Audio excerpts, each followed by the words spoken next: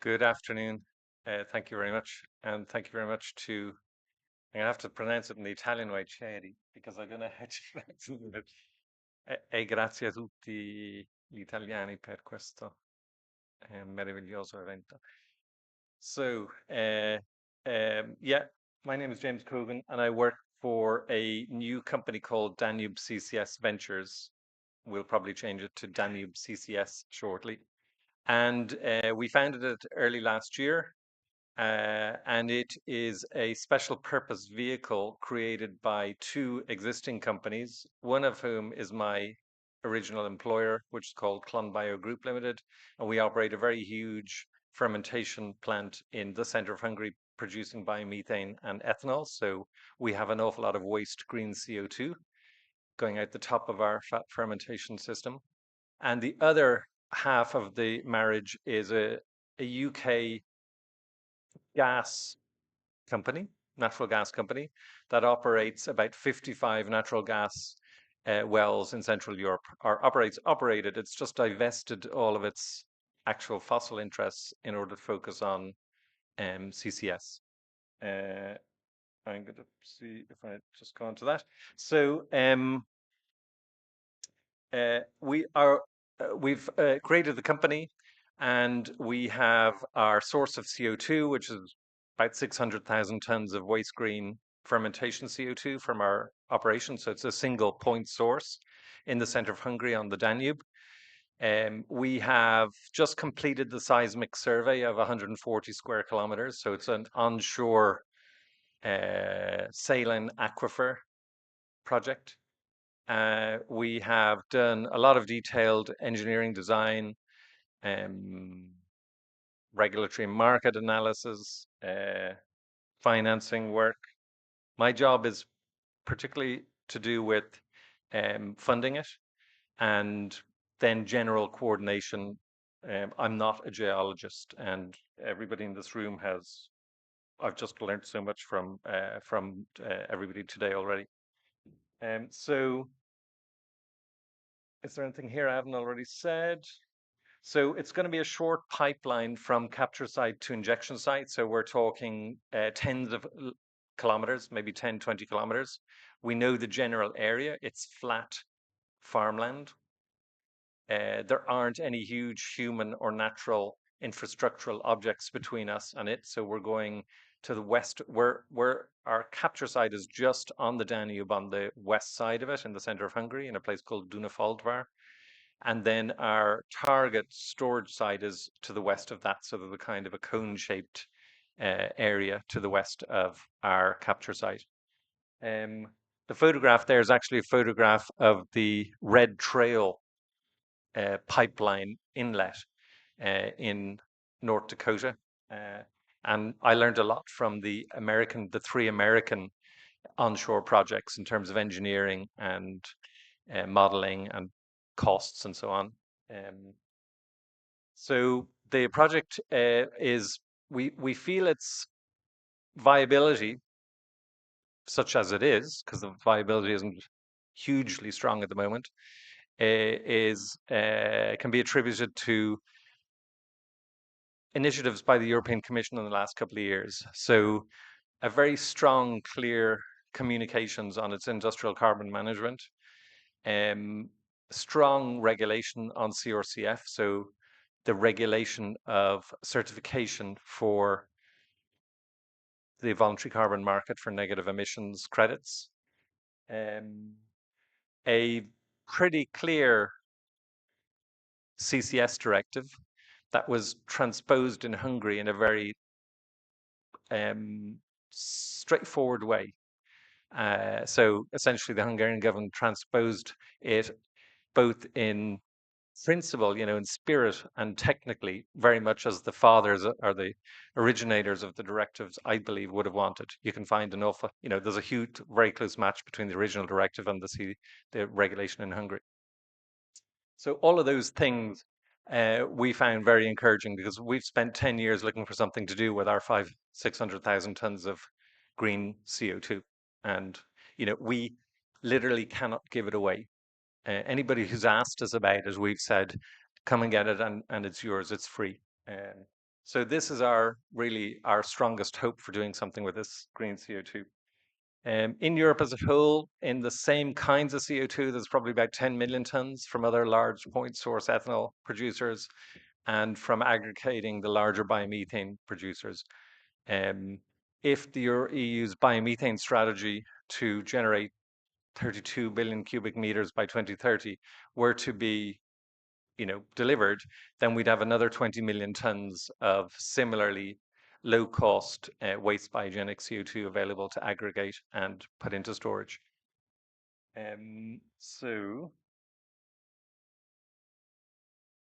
So there's a picture of the basic, the schema. So we've got atmospheric CO2 being photosynthesized into crops, and those crops are processed into a whole bunch of things. So we produce, for every 3 tons of grain that comes in, so it's maize and barley, we get about a ton of solid, a ton of liquid, and a ton of CO2. So the solids are mostly protein foods and feeds for humans and animals. So we take feed grade grain and we convert it into food grade plant-based protein products for humans, dietary fiber as well. And then we produce specialty and beverage and fuel alcohol. So about half of the alcohol we produce goes into fuels. So the ethanol that you find in your cars around Europe, and the other half goes into potable ethanol and solvents and sanitizers and so forth, because we have uh, an alcohol refinery on site, so we can refine it to any grade. Um, and then we produce biomethane. So if you make, nobody else in the world does this, but if you produce ethanol and protein food and feeds from grain, the fiber in the grain is actually kind of parasitic. Yeah, the farmers certainly aren't paying you more for your solids because you've got fiber in it. They'll pay you more if you take the fiber out. So we do take the fiber out, and then we put it into AD digesters and we produce biomethane from it. So it's one of the biggest biomethane operations in Europe. So it's a classic kind of poster child case of a biorefinery.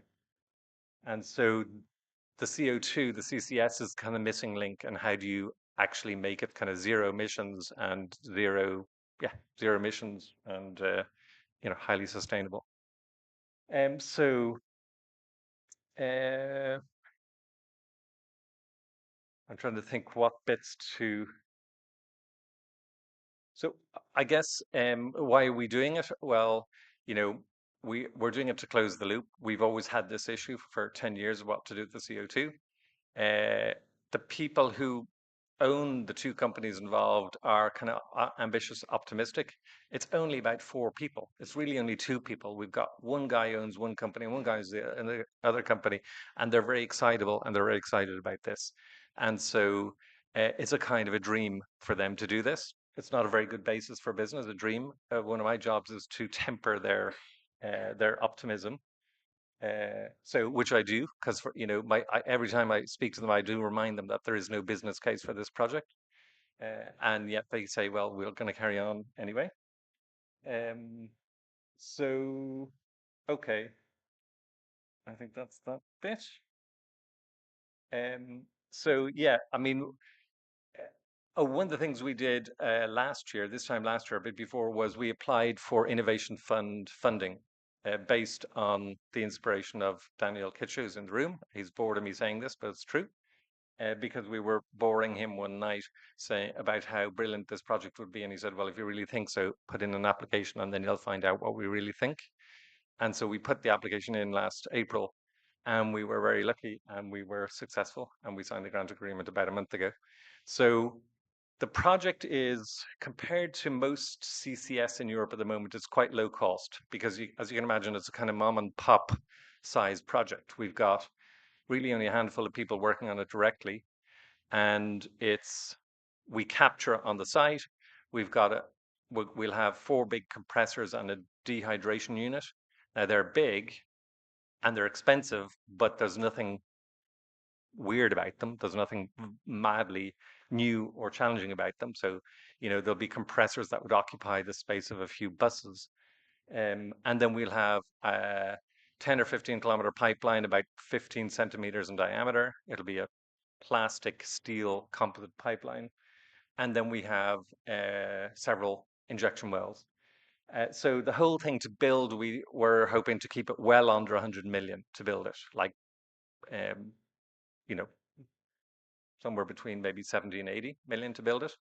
And then we'd expect to spend about 1.5 million per month, mostly for the compression, and that will be mostly the power.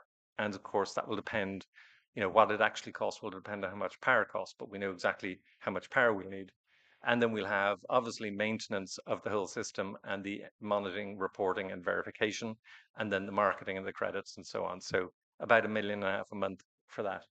So on a per ton basis, I've told you how much we think the capex will be for a 600,000 ton a year system, and we think the opex will be 30 euros a ton.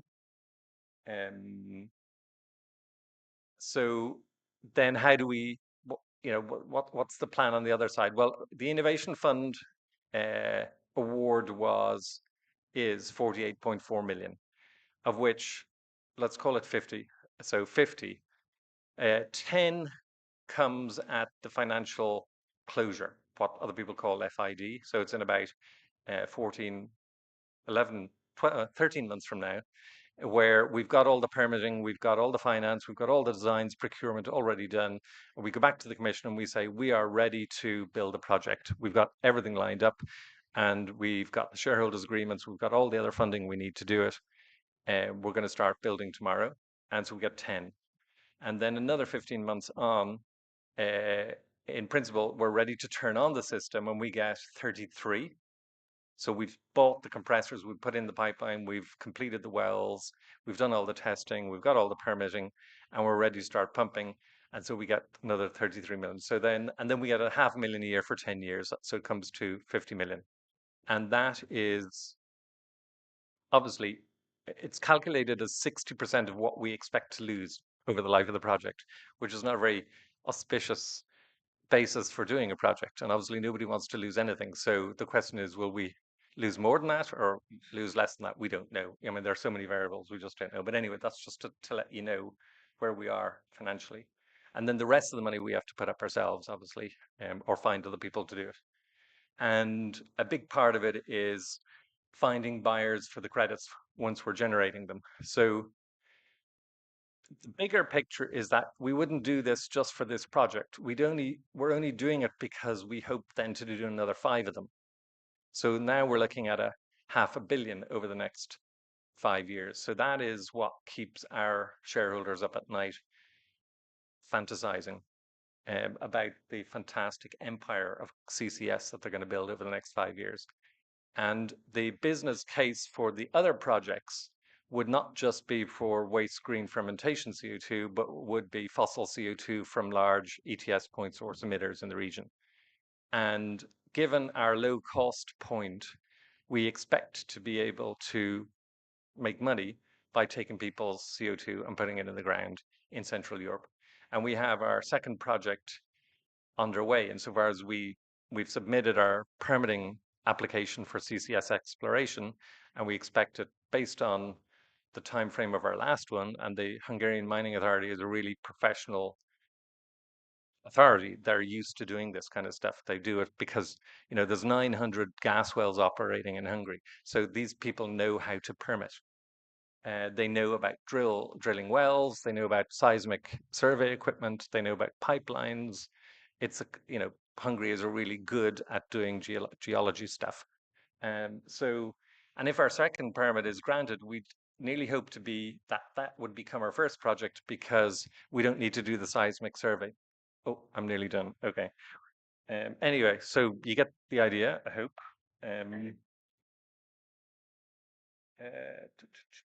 That's all done. Timeline. So yeah, we'd hope to be operating 2 years, 2.5 years. It's very simple as organizationally, we're just a few people. So we don't have the massive organizational, institutional challenges of cross-border, massive, 600 millimeter pipelines going through ports and cities, connecting up with ships going out to offshore systems. So that certainly makes us more agile. Doesn't it doesn't ensure we'll exist in a year's time or in 3 years' time. We've got an awful lot of traps along the way, as you can imagine. Um, one of our questions now in the market is, apart from finding buyers in the market, is the market going to be fair? Does Europe really want a market for negative emissions? So the market doesn't really want a market for negative emissions so far, because they're not buying hugely from the suppliers that are out there, and they're not financing projects hugely, apart from a few outliers, which I know define the market in people's minds, but they're nearly distractions, because to me a market is multiple buyers and multiple suppliers. And so it's this kind of depth and breadth in the market before you'd actually invest in going into it. If you're going to drill a gas well, you do it because you know there's a big market out there going to buy your gas. There isn't a big market out there that we know will buy our negative emissions.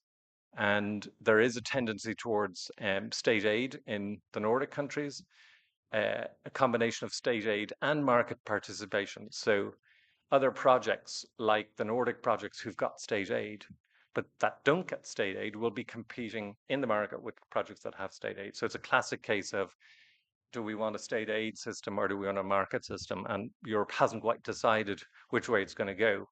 And because there is so little of a market out there, there aren't many players saying, maybe we should resolve this before we go too far forward. Anyway, I think my time is up, and I look forward to the questions in the Q&A. Thank you.